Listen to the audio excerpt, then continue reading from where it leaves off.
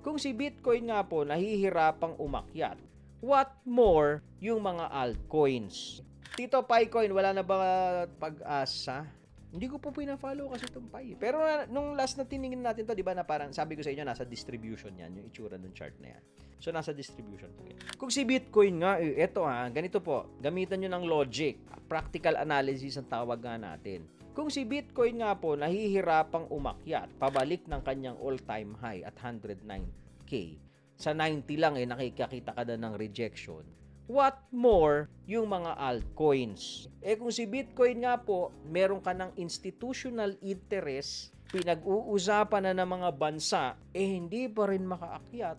What more yung mga altcoins? With the impending recession, tariff war, so hindi mo pwedeng i-expect na lahat ng altcoins o majority of the altcoins lilipad habang si Bitcoin ay natutulog. Habang everybody else is worrying about what Trump will say. Habang maraming natatakot sa possible recession. Hindi mo ma-expect yung alts mo na aakyat. Kung sakasakali man po na may aakyat dyan, if there's an alt na maglilipad, it will be short-lived sa stage ng market ngayon. Puputaktihin ng profit taking yun.